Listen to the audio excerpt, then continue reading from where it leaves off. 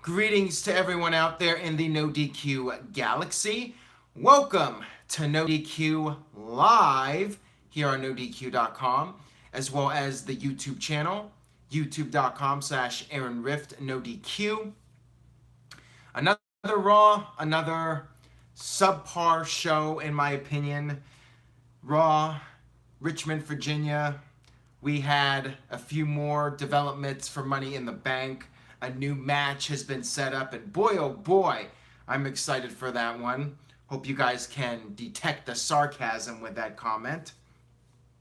Next week, there will be a match to determine another match at Money in the Bank, which I really don't care about.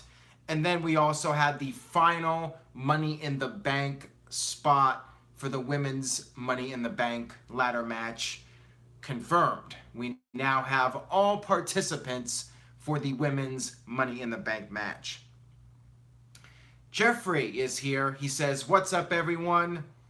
We got people in the chat room. Some people not liking Raw. Kev Dog says it was an okay show, better than last week, which isn't saying much. I will go through this review before making my final prediction regarding Money in the Bank and what's going to happen. I'm still on the fence about what's going to happen at Money in the Bank, but I seem to have a pretty solid prediction for Money in the Bank. I will get to that at the end of the video. So as Murray says, roll on the salt, Aaron. I will go ahead and move on here and talk about Raw. The show kicked off with Braun Strowman, who, unlike me, still has his beard. Strowman talked about how at Money in the Bank he's gonna beat up everybody, and then he mentioned that he's gonna go after Brock Lesnar. Thing is, he's not gonna have that many opportunities unless Braun says in advance he's gonna cash in at whatever the July pay-per-view is, Extreme Rules or SummerSlam, whatever. Anyways, we had Finn Balor come out. Finn Balor got in the ring, talked to Braun Strowman, and before you knew it, things got a bit heated between the two of them. Strowman referred to Balor as a little man, and this led to Balor slapping Strowman, and of course, this led to a match. Kurt Angle came out and said, "This match is happening right now." Typical booking pattern in WWE. Opening talking segment, match gets made right away. When you come back from the commercial break, you have the match. Finn Balor versus Braun Strowman again. Rematch from the previous week. Kevin Owens on commentary, and you could see this coming. Even Stevie Wonder could see this coming. It happens all the time. The guy on commentary ends up getting involved in the match. And that's exactly what happened here. Kevin Owens ran down, and I guess the idea was that Balor perhaps was going to win the match and actually beat Braun Strowman. That was what was being suggested. Balor hit the coup de grace, and then he went up to the top and went for the second one, and that's when Owens came down and knocked Balor off, causing the DQ. And now, I believe next week it's going to be Owens versus Balor. Whoop-de-doo. Although I'm sure it'll be a good match, but I really don't care about it.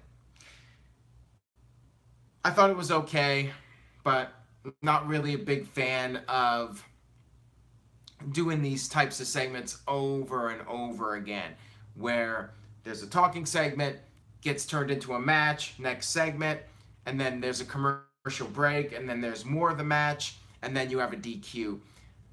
I just wasn't a big fan of it. It's very standard stuff that WWE does, and I'm just tired of it. 326 LCP, do I care about anything? I care about Elias. I did enjoy Elias's segment. Elias came out next, and I liked how he was trying to get a song going, but he stopped it, and he told the fans to be quiet, not make a sound. I enjoyed it. It did lead to another commercial break. When we came back, Elias was still in the ring. Seth Rollins came out, and Elias just calmly left. But at least there was a follow-up to this, which I'll get to in a moment here. Ken Terminated by Google says, can you believe Elias is not in the Money in the Bank match? I am surprised by it. I thought he would be in the match, and I thought he was a favorite. So yeah, I am a little bit surprised by that he's not in the Money in the Bank ladder match. I don't know what he's going to do. I don't know if he's just going to sing a song at Money in the Bank, or if he's not even going to appear on the show, period. Power Packers 90 says, Raw got me praying for WCW to come back. Well, you better pray to every god there is if you want any chance of anything resembling WCW to come back at some point. And I'm talking about in terms of being competition, not in terms of being WCW quality, of course. Stephen Osborne, by the way, happy birthday, Seth. He sent me a $2 super chat donation, which was not needed on your birthday, but nonetheless, thank you, Stephen. He says, Seth and I have the same birthday. So happy birthday to Stephen and happy birthday to Seth. Ken Terminated by Google left a $2 super chat donation. Thank you for responding to my question. Not a problem, Ken Terminated by Google. I appreciate your viewership. Everybody be sure to wish Stefan a happy birthday. Follow him at nodq.com/Stefan, Stefan. Go follow him. He will be in Chicago for NoDQ's 20-year anniversary meetup. Head over to nodq.com/Chicago if you would like to RSVP. Let's get back to the Raw review. We had Seth Rollins one-on-one with... who was he against? I have to look it up here because I'm drawing a blank. Oh, Jinder Mahal. It's the thumbnail. Why do I always forget the thumbnail? I don't know. But it was Jinder Mahal versus Seth Rollins. Same Jinder Mahal match. I will say, it wasn't bad. And I think a lot of it was due to Rollins just being so damn great that he could get the most out of Jinder Mahal. Power Packers 90 says, worst commercial, Sonic or Coke? The Coke one annoys me. I like Coke Zero, but that commercial, Danny and Janet share a Coke or whatever the hell it is. I hate that commercial. It just makes me want to pull whatever hair I have left out.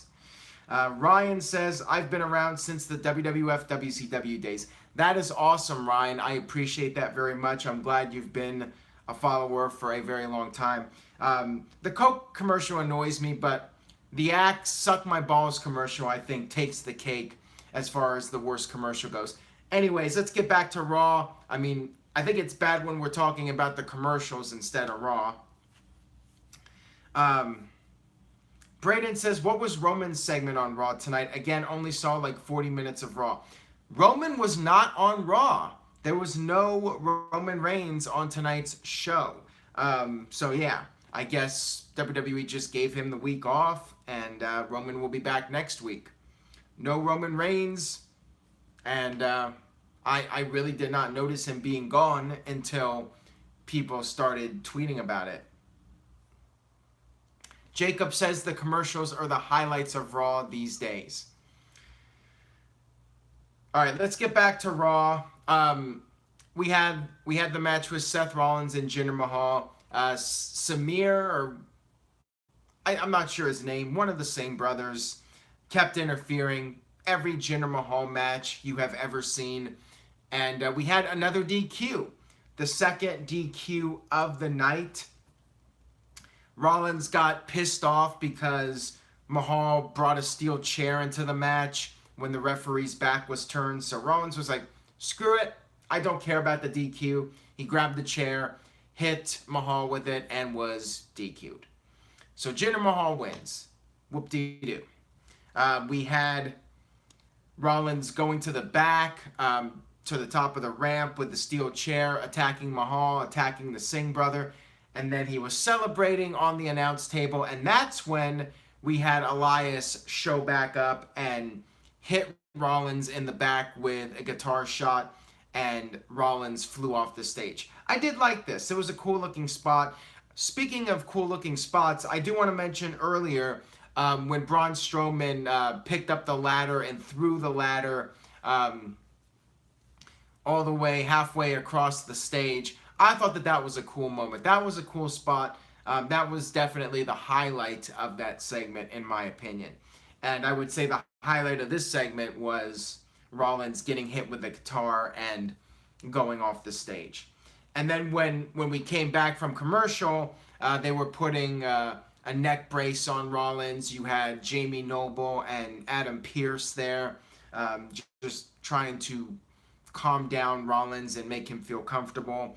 And then, in a funny moment, which was done by the fans, you had a couple of fans chanting, or singing, I should say, happy birthday at Seth Rollins. I thought that that was funny. That was a nice moment.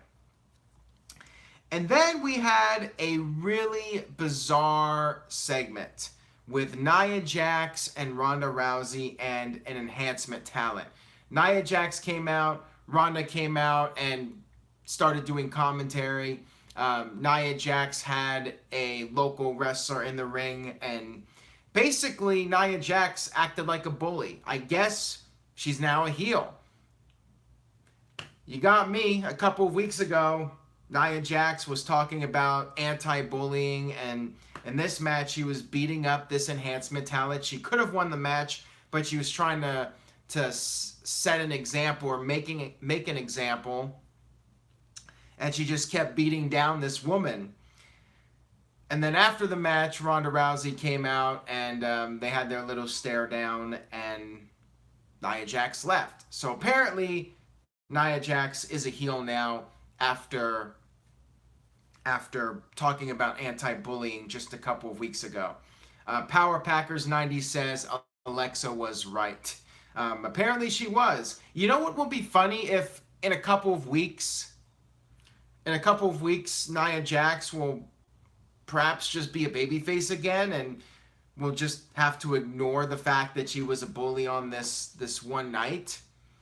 It's dumb, but I guess the idea is Nia's got to be the heel because the fans might boo Ronda Rousey if there's no clear heel.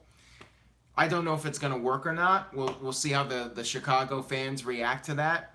I'm very curious as to how they will react. It should be very interesting to watch. Pink Punk Rock says kayfabe candy shy. Ooh, that might be the savage line of the night. For those of you that missed it, on Saturday I did a special edition of NoDQ Live. A bunch of people called in, and one of those people was kayfabe candy ass. But I guess some people are making fun of him. Some people are bullying him for being a little on the shy side. But I want kayfabe candy ass on more because I think the guy has a great mind for the wrestling business, and I just want him on as part of the team. I want him on a NoDQ panel. So you guys gotta be nice to kayfabe candy ass and motivate him, give him some positive motivation so he will do a NoDQ panel video with us. All right, back to Raw. So I talked about the Nia Jax segment. That one, just felt really weird to me. Bray Wyatt and Matt Hardy against the Ascension. Basically just a squash match, just a showcase for the tag team champions. At least they were on TV this week. I guess that's better than not being on television at all. At least doing something with these guys. Not much to say about it. You know, just a showcase for the champs. Then we had Kevin Owens trying to leave the arena, but Kurt Angle was like, no, you're going to face Bob Roode. We had Kevin Owens versus Bob Roode. Bob Roode lost clean to Kevin Owens. And then we had Braun Strowman come out. He power slammed Kevin Owens, and Roode was up on the top rope or middle rope, whatever.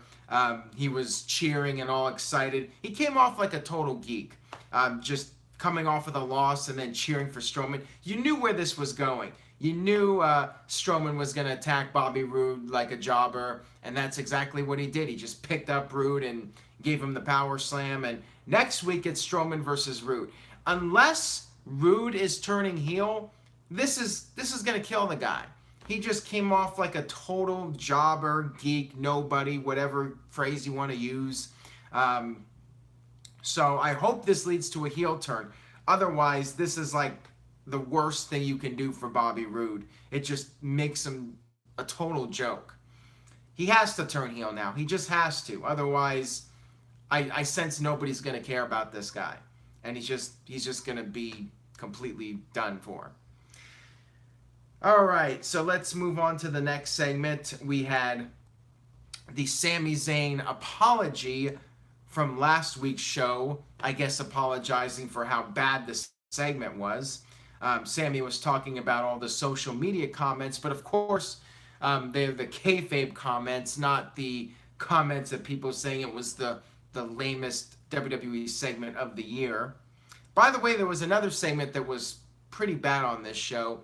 I don't know if it was as bad as the sister segment. I don't think I would go that far, but I will talk about that here in a few minutes.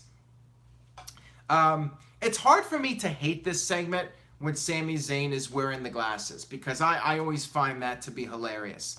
Sami Zayn wearing the glasses, for me, that helps the segment. That at least gives it a passing grade. Maybe it wasn't great, but I feel like you get a bonus point for Zayn wearing the glasses. Anyways, it was an insincere apology. Sami started saying that they should apologize to him. WWE should apologize to him. He should be facing Finn Balor or facing Seth Rollins for the IC title. We had Lashley come out. Lashley challenged Sami Zayn for Money in the Bank, and he was grabbing Sami by the hand, and Sami was all crying about being in pain, and that was it. That was the segment, and it is official now. Money in the Bank, Sami Zayn versus Bobby Lashley in Chicago. That is going to be interesting, because that match feels like a stinker. It should be good, considering you got Sami Zayn and Bobby Lashley is not bad. It should technically be a good match. But the question is, will anybody care about it? That's the big question. Woken King Slender says CM Punk chants galore.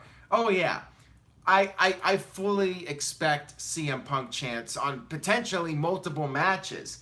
I mean, think about it. You have at least 3 matches on this card that these Chicago fans could potentially hijack. You have Bobby Lashley versus Sami Zayn. You have Roman Reigns versus Jinder Mahal. And you have Ronda Rousey versus Nia Jax.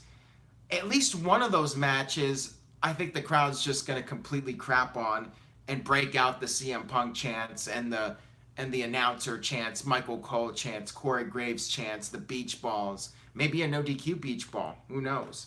I'm not saying people should bring a NoDQ beach ball, but anything can happen, right? It's going to be really interesting to see how the fans react at Money in the Bank, because on paper, other than the Money in the Bank ladder matches, I'm not feeling this card. I'm not even that confident that AJ Styles and Nakamura are going to tear the house down. I hope they do, but man, this feud just has made it difficult for me to really care about this match. Snipe Rider says Chicago deserves better.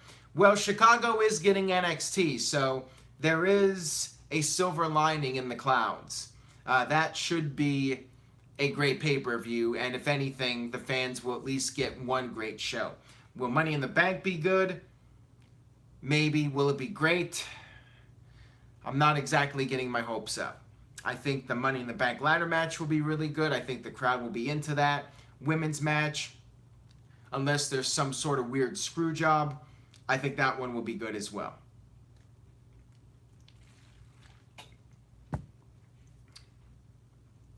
Braden says, I wanted to go to Money in the Bank, but the schedule did not work out. Darren says Chicago is spoiled. Jeffrey has had to announce. He wants to make it clear to you guys he's heading out. I'm out, guys, early morning. He said it like 3 times.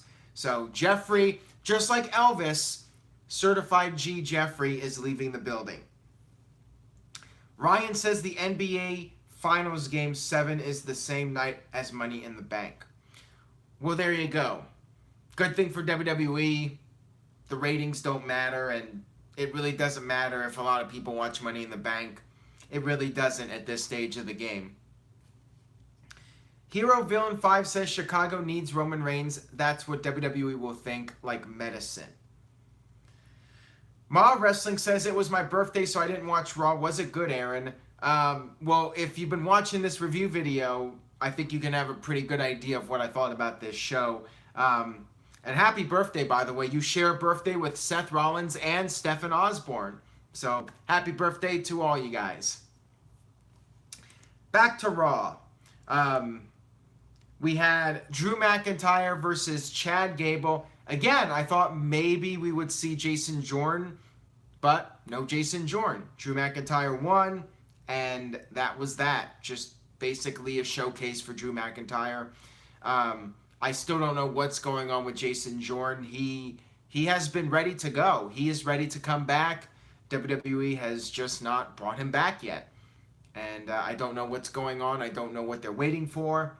But no American Alpha reunion. No Jason Jordan. Nothing.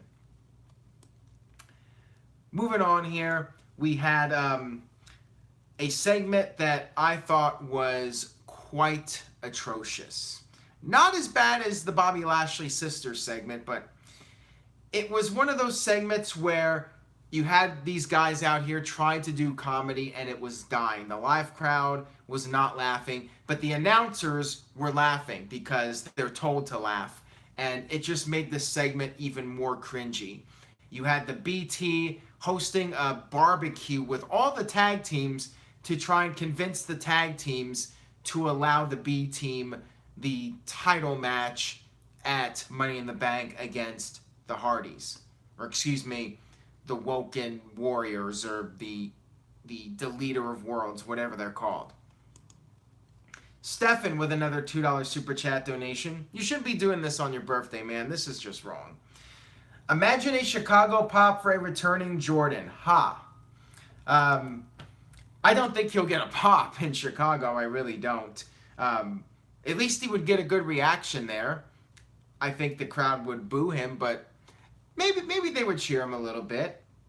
I don't know. I don't think so. I think if American Alpha reformed, he would probably get a pop, just because the crowd would be happy to see a team that they remember fondly from NXT being reunited. And the tag team division really needs something. It really does. TK with a $2 super chat donation. If I sent kitty ears, would you wear them in the chat? Sure, you can send me kitty ears. Go ahead. Not going to give you my address, but go ahead and send kitty ears to NoDQ. Go for it. If you can find the address, more power to you. LB King says the B Team Barbecue was right up there with the Lashley sister segment as the worst segment of the year.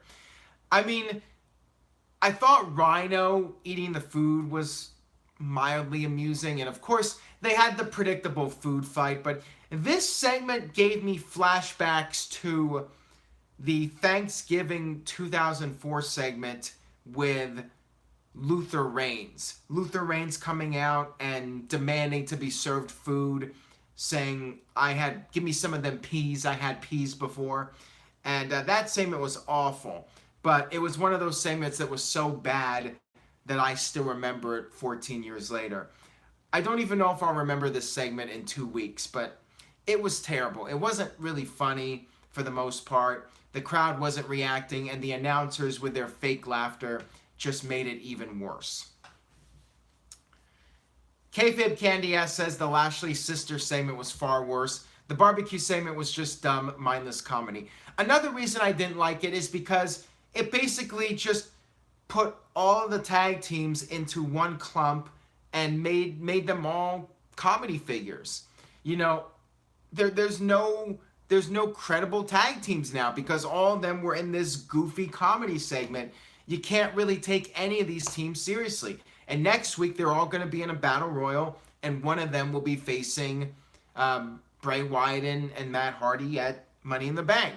And I really don't care now because I don't take any of the tag teams seriously. They were all doing these lame comedy skits with the B team.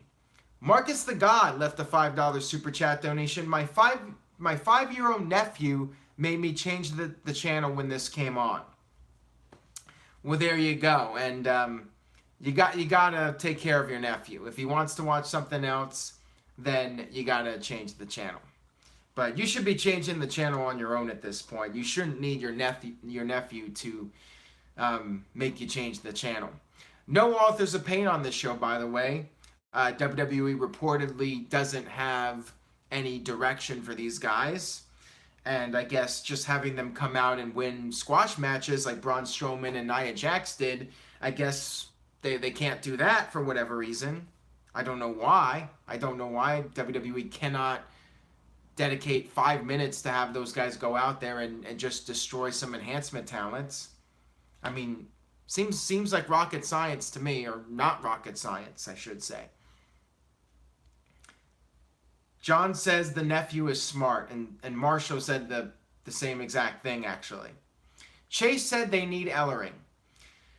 Well, Vince doesn't like managers, so tell that to Vince. Paul Jackson, 1988, says, I watched the Rockets and Warriors and missed Raw. Looks like I made the right choice. Surprise, surprise. Nelson with a $2 super chat donation. What's going on with Baron Corbin? Probably the same thing as Authors of Pain. WWE doesn't have a direction for the guy. I feel Corbin needs a makeover. I've said this before. I think he needs a new look. I think he just has to come to terms with his hair and maybe shave his head, wear some new ring gear, just have a different attitude. I don't know. Whatever's going on with him, it's not working. Just being a big man and having good matches with great workers isn't really cutting it for him. He's missing something. He's definitely missing something. And him going on Twitter and posting pictures of his fancy car, that's not really going to matter. And if he's really buying fancy cars at this stage of his career, probably not the smartest thing, because 10, 15 years down the line, he might need that money. There's a saying, it's not about what you make, it's about what you save. So if he's trying to be a heel by showing off, and if he's trying to buy a car to make himself feel like a big shot, then I think he needs to go in a different direction, both as a character and in his own personal life. Now, maybe he just posted that picture to troll people, and he actually did not buy a fancy car. But I don't know. I really don't know with Twitter, because these guys are supposed to be playing characters on Twitter, but then they blur the lines. Sometimes they're playing a character, sometimes they're being their real selves, and you don't know what's a work and what's not. And at some point, you stop caring. At least I do. Maybe some people out there still care. Who knows? Murray says, financial advice by Aaron Rift. I mean, it's been in the wrestling business for many years. They always say it's not what you make, it's what you save. And I agree with it. I think that's a great statement. Moving on here, let's talk about the last chance Money in the Bank gauntlet qualifying match, which was the main event of this show.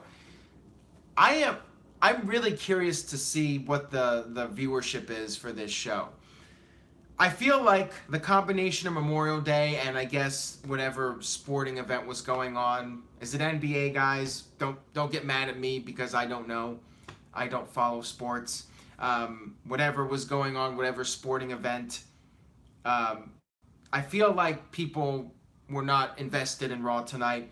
The fans were not invested, and WWE was not invested in tonight's show. I think the viewership could potentially be among the lowest rated Raws of all time. I will be surprised if it actually goes up from last week. I'll just say that.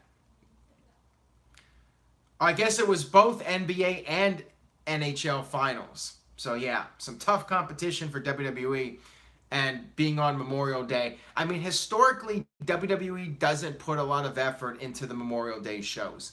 I mean, that is fairly common. When Memorial Day rolls around, WWE just puts on a show to fill 3 hours of television time, and there's really not any kind of real effort to give people a must-see show. So we had the women's gauntlet match, which I don't understand, because Bayley and Sasha had no interaction whatsoever. So is that feud dead now or what? What's going on here? I don't care, and I assume it's over. WWE is moving on. I think there was a reference by Corey Graves or Coach at some point during the match, but other than that, there seems to be no progression in this storyline. We had Bayley and Liv Morgan start the match. Bayley beat her in like 10 seconds, and then Bayley beat Sarah Logan in about 3-4 minutes, something like that. And then after that, we had Liv Morgan and Sarah Logan beat up Bayley, and then this is when Ruby Riott came out with her happy-go-lucky music. She's still a heel, but she still has this upbeat music with the oi, oi, oi. And I think it's like the worst music for a heel character ever. People say, well, you like Sami Zayn's theme, but I've explained that before. I think Sami Zayn's theme fits with his sarcastic character and over-the-top, cheesy, smiling guy coming out and dancing. I think that music works okay with him. But yeah, Ruby Riott's music to me doesn't work at all with her supposed to be a heel at this point.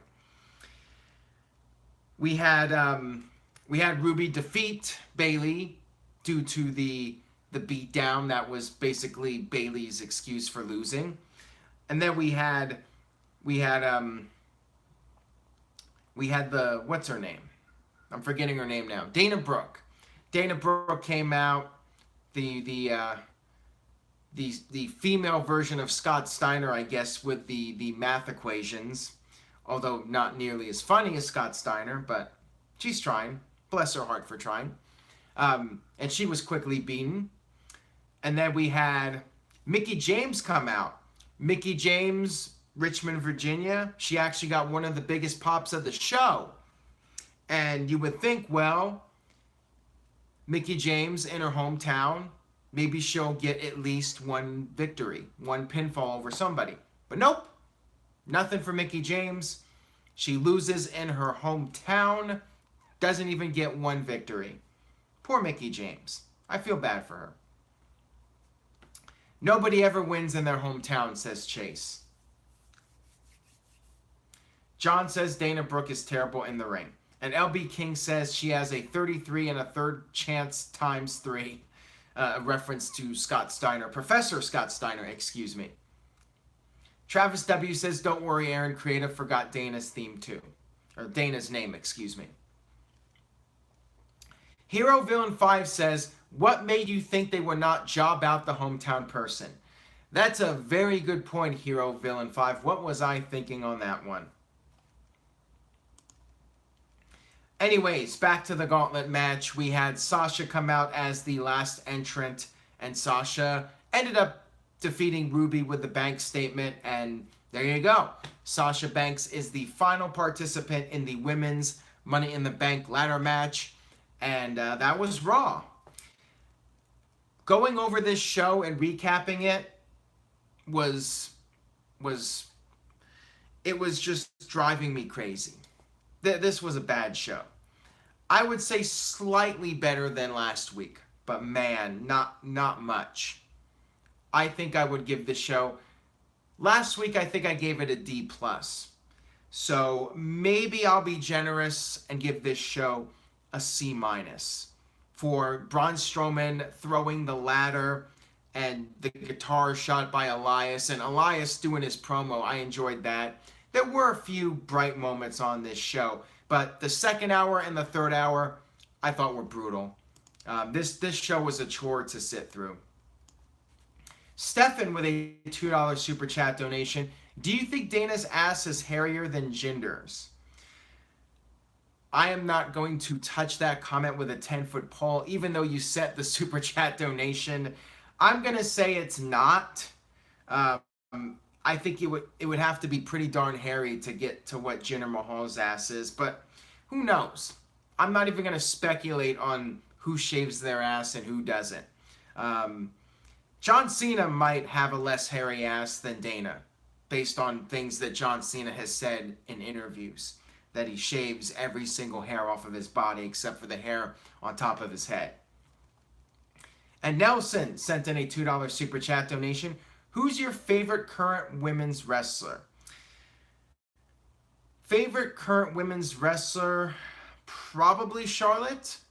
I think she's definitely back on top in WWE. For a while, I was feeling Alexa Bliss, but she's cooled off over the past couple of months, maybe partly due to her booking.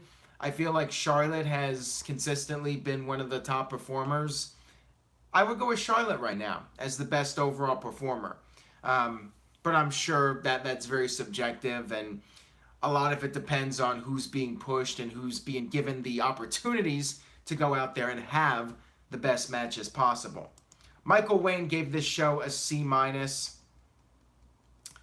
Saz30 says WTF regarding the comment by Stephen Osborne. Stephen just got some heat with the people in the chat room.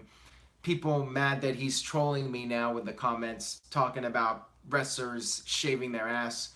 Who has a hairier ass? James Allen gave this show a C-.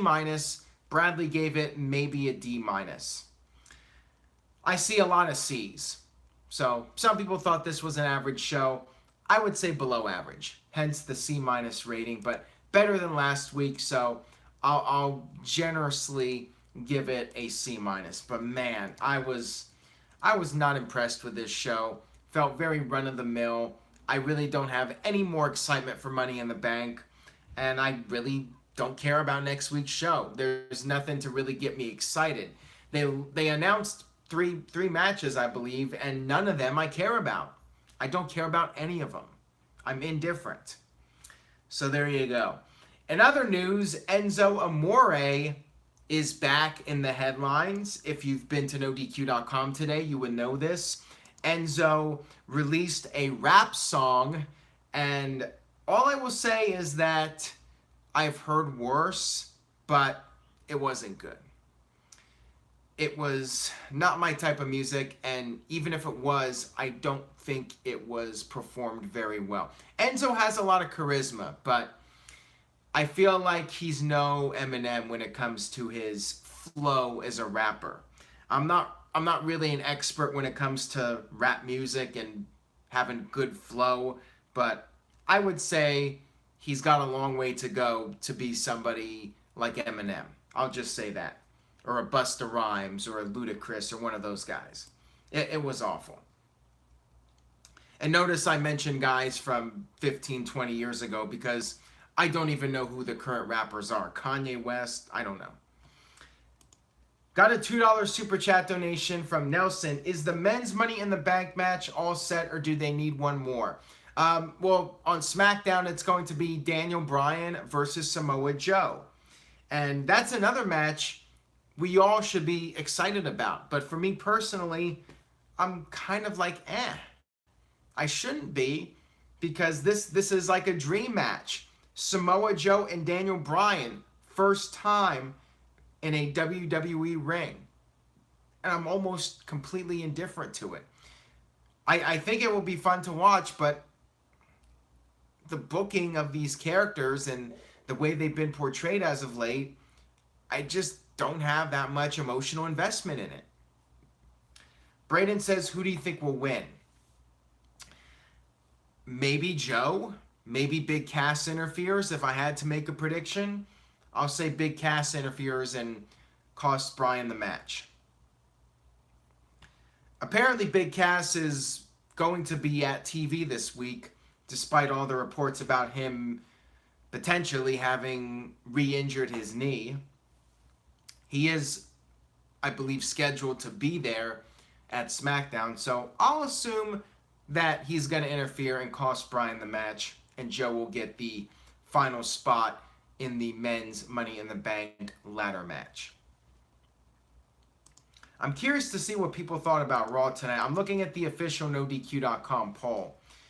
It looks like it did get a better response than last week, but still overall thumbs down. 59% thumbs down, 41% thumbs up. So there you go. Better response than last week, but still a thumbs down show.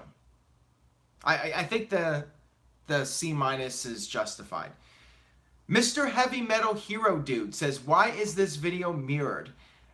I guess YouTube is fucking with me now, and I just dropped the F-bomb, so there goes my money for this video. Yeah, I don't know what's going on. The last video was mirrored, and I guess this one is too. So you guys are reading Roddy mirrored, so it's YDWOR. You got me. I don't know why the videos are mirrored now, so great. All my t-shirts are going to look goofy now being mirrored. Damn it, YouTube. They always screw everything up. YouTube screws everything up. Ay. John says you're going to get more money cursing. Not on YouTube. Maybe on Twitch or something, but definitely not YouTube. Don't tell anybody from YouTube, but as soon as there's a good alternative, I will seriously consider jumping ship to another channel. Don't tell YouTube I said that, though. Please don't. Kayfabe Candy Ass says, this is a effing family program. I'm not going to drop 2 F-bombs. I've done one, and that's my quota for NoDQ Live. One cuss word per video. Justin says, have you ever played Friday the 13th? Which one? I know there's a couple of them. I did play the Nintendo game, and that game was frustrating as hell. Oh man, Woken says Twitch doesn't like cursing either. Damn it, son of a bitch. Justin says Xbox One. I don't have an Xbox. I'm a Nintendo guy. I only play Nintendo, so keep that in mind, guys. Already just sent in a $5 super chat donation. Thank you, already. First time watching NoDQ Live. Thank you, and NoDQ panel for your content. Keep up the great work. Well, thank you very much already. I appreciate your viewership and support. I'm glad you're watching NoDQ Live. Hopefully you will be watching more often. I do appreciate it very much. Thank you again for the super chat donation. DJ Smith says Nintendo was awesome. I'm a Nintendo loyalist. I love Mario and the Zelda games. I'm a big Mario fan. I love all the Mario games. Whether it's Super Mario Maker or Super Mario, the new one. I'm already forgetting what it's called, which I shouldn't because it's a great game. Super Mario Galaxy, something like that. I don't know. Whatever the new game is, where he's traveling on the magic balloon ride. Mario RPG was great too. And of course the classic wrestling games. You know, No Mercy, Day of Reckoning, those were all on Nintendo. The few times I did play the PlayStation or Xbox wrestling games, I just wasn't impressed with them. Maybe it's just me, I just wasn't feeling them. Mario Odyssey, thank you, Justin. That's what I was thinking. I think there was the Mario Galaxy game too. But yeah, Odyssey was great. One of my all-time favorite games. I haven't played No Mercy in years. I've said this before.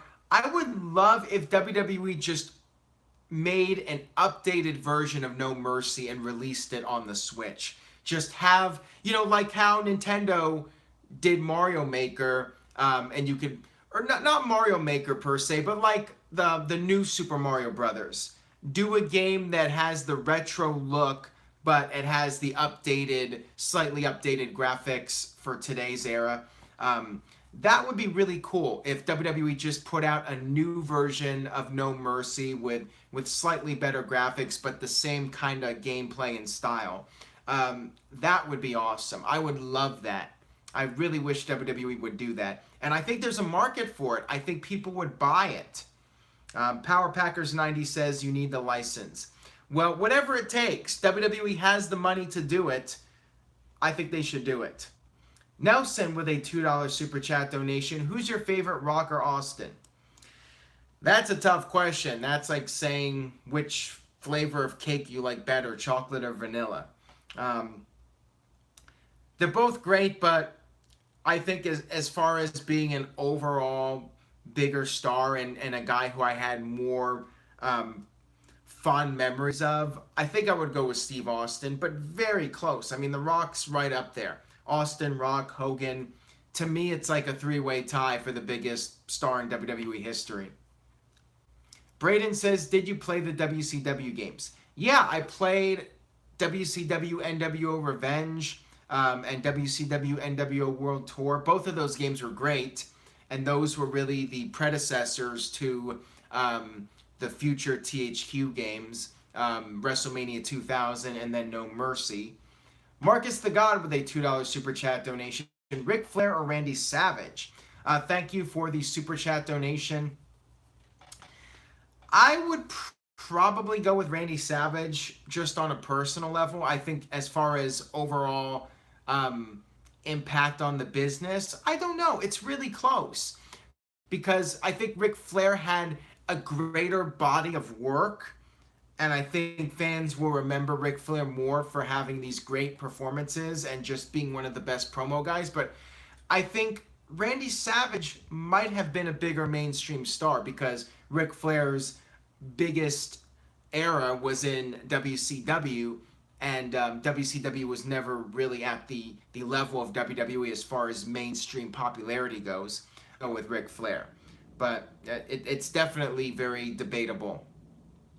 Speaking of debatable, I'd love to get your guys' input on some debate topics because myself, Virtue, and Stephen Osborne were meeting up in Chicago, and we're going to be doing some debate videos. The Great NoDQ Debate.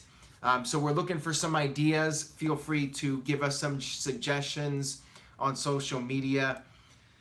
Hero Villain 5 says, were you a Luigi fan more than Mario? You pushed him big time in NoDQ CAW. Yeah, I always liked Luigi.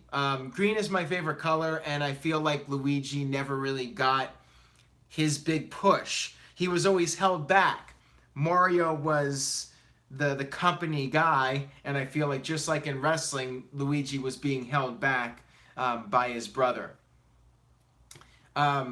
Luigi had like that one game, Luigi's Haunted Mansion, but that was pretty much it. Luigi hasn't really gotten much of the limelight, and I like Luigi. Luigi #1 as far as I'm concerned. Based Ash Ketchum also says green is my favorite color.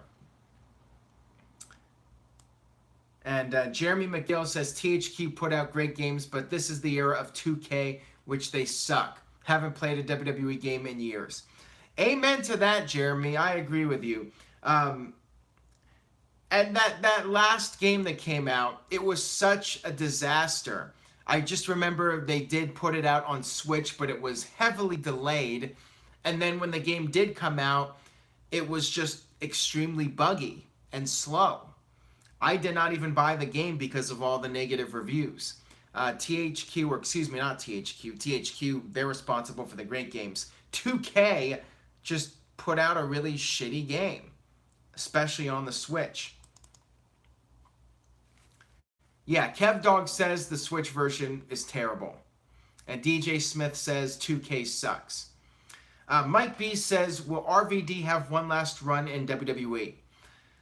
You would have to ask RVD that question. I would say never, but I feel like it's unlikely he'll come back and do any kind of lengthy run. I could see him possibly coming back for 1 or 2 matches here and there. But I feel like we're not going to see him do anything significant again. It could always change. Anything's possible. But I think that depends on him and how he's feeling. And if WWE really wants to push him strongly, I mean, WWE is focusing on youth, pushing the younger guys. We've seen a few acts over the years make brief comebacks, including RVD. But he had that run 2013. I don't know if he's going to be brought back for another lengthy run. I really don't think that's going to happen. Nelson with a $2 super chat donation. Who is the best Puerto Rican wrestler of all time? Topic idea for, I guess, the no DQ debate. I mean, off the top of my head, I would maybe say Carlos Colon. You could also list off guys that wrestled in that territory. So, some might say Bruiser Brody, since he was famous in that territory. Curtis Butler says Savio Vega. So, yeah, there's different opinions on that one. Power Packer 90 says, do you think Brett is under or overrated? I don't think he's overrated. I think Brett was a great wrestler. He wasn't the best promo, but in 1997, when he turned heel, Brett was great. Brett's work in 97, I think, sealed his legacy. I think that was Bret Hart's best year, and he was awesome. Brett was just on fire in 97. So anybody that says Brett is overrated, watch his 97 stuff. He was fantastic in 1997. Everything with Austin was great. That match at WrestleMania. Ooh, TB12 is key. GOAT says Austin versus Brett, most overrated match ever. I will disagree with you on that until the end of time. That is my all-time favorite match, and that match was, in my opinion, about as perfect as you could ask for. A great story was told in that match, and a double heel turn that made Steve Austin's career. So how anybody could call that match overrated, considering what it done in the business and what it did for Steve Austin's career, yeah, that match, as far as I'm concerned, deserves every bit of credit that it gets. If any match is overrated from Bret Hart, it's the Iron Man match, in my opinion, from WrestleMania 12. To me, that was an overrated match. Still a good match, but when you have people in the crowd leaving during the match, you're not doing something right. Something's wrong. People are saying delete that guy. Chase Ennis says Brett thinks he's God's gift to the business, can't stand him. So yeah, not everybody likes Brett, but his 97 stuff to me was absolute gold. And here comes Ryan with the funny comment of the night. Sting, Jeff Hardy, best match ever. Laughing my ass off. Nelson with a $2 super chat donation. Eugene or James Ellsworth?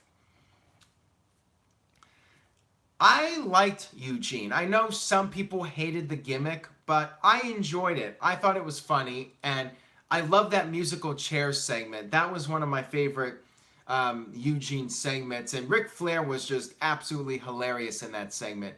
James Ellsworth was good too, but he overstayed his welcome. When he turned heel, that was pretty much it for the gimmick. Eugene, I feel like it lasted about as long as it was meant to last, but when it was around, I thought it was really funny. I know some people found it to be offensive, but I enjoyed it. I got personal enjoyment out of it. I was entertained by it. All right, guys, so I will go ahead and wrap up this edition of No DQ Live. I would like to thank everybody, as usual, for tuning in live or watching on demand. I know most of you watch it on demand, but the guys in the chat room and gals, you are the ones that really helped this video. You guys helped me get through it, throwing topics at me, reminding me of things I missed on Raw, and sending the super chat donations, of course. You guys are all great. Much love to everyone out there. Head over to NoDQ.com for the very latest regarding Enzo Amore and the fallout from Raw. And we'll see what happens on SmackDown. I will be back tomorrow night for another edition of No DQ Live. to recap SmackDown. We'll see how Samoa Joe versus Daniel Bryan goes. I'm sure it will be a better show than Raw. It usually is. It's 2 hours. It's not difficult to put on a better show when you have one less hour. You can get rid of a lot of the filler. It's pretty much the same guys writing the show, but because it's a 2-hour show, you don't have as much crap, and you can just get to the point with things more when you have a 2-hour show. So that's it. That's all I got. I will see you guys next time for NoDQ Live.